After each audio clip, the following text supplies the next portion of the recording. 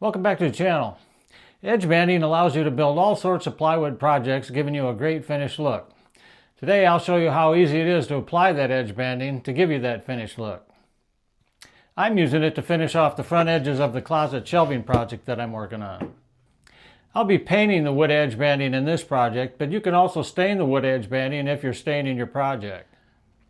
Check back in a few weeks to see the completed shelving project. This was my first attempt at edge banding, so I did like you're doing and watched some videos on the subject. Many of those videos got great results with a bunch of different tools and techniques. I ended up buying just a couple of the tools that were recommended that made the most sense to me. I didn't go crazy with the tools and techniques that I thought I could do without, and I'm very pleased with the results. I'll put a list of the tools that I did use down in the description. So to get started, you want to buy your edge banding that is wider than the plywood that you're using. For my 3/4 inch birch plywood, I ordered a 250-foot roll of birch laminated edge banding. Edge banding is also available in other wood species to match the type of wood that you might be using. Birch is a good laminate to work with since it doesn't have a real heavy grain. An edge banding with a heavier grain could get your trimmer snagged and can result in jagged edges. It also comes in various widths. The roll that I bought is 7/8 of an inch wide. You'll want the banding to overhang the sides and the ends so it can easily be trimmed. So extend the banding a 1/2 inch or so on each end and go ahead and make your cut. The adhesive on the edge banding is heat activated. I bought this small, inexpensive iron to use. Occasionally the adhesive can squeeze out onto the iron and you don't want to use your good clothes iron for that. With the iron on high heat, slowly run the iron across the banding while maintaining an even overhang with your other hand ahead of the iron.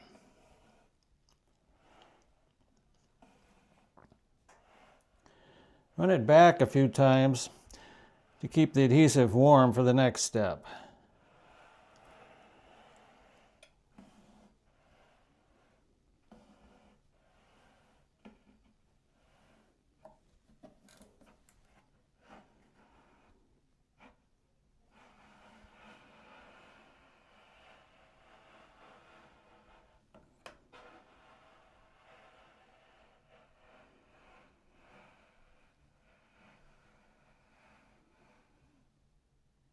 When you're done with the iron, the next step is to press down on the adhesive for an even application.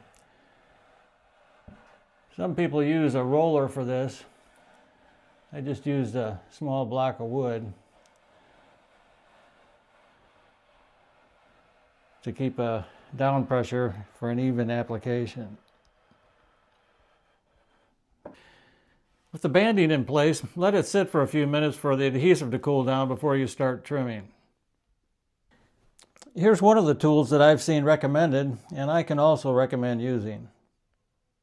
It's the FastCap flush cut trimmers, and they do a great job for giving you a nice even flush cut on the ends of your banding.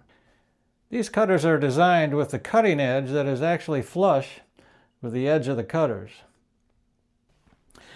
So what I do is I make sure that the cutters are flat up against the plywood, slightly angle the cutters in, and make the cut. This gives me a really nice flush cut. The next tool that works well for me is this Virutex trimmer. It has cutters on both ends, which allows you to make cuts in either direction. You could leave your plywood standing up to do your trimming, but I find it works better laying flat. Makes it easier to put pressure on the side of your plywood when you're doing your trim. You do need to keep some pressure on the banded edge, but the side is where you need to apply a consistent tight pressure to end up with a smooth edge. If the trimmer lifts just slightly up off the edge, you can end up with a spot that's not completely flush. You can always make another pass if there's any areas that aren't completely flush.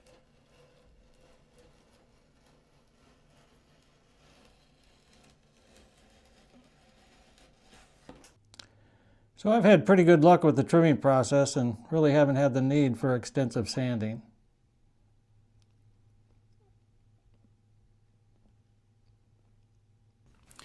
Some of the videos that I've seen go heavy on sanding the edges, and some even use a laminate file to finish the edges. My edges just needed some light sanding, and in some areas had some glue fleck that needed to be removed. I also lightly sanded the edges and the corners. I used 220 grit for all of that. So as I mentioned earlier, I'm really pleased at how my first attempt at edge banding turned out. It's really not that difficult of a job. So don't be hesitant to give it a try. It makes it possible for building a number of great looking projects out of cabinet grade plywood. I hope you found the video useful. If you did, don't forget to give it a like and subscribe, which really helps out the channel. Thanks for watching, and we'll see you next time.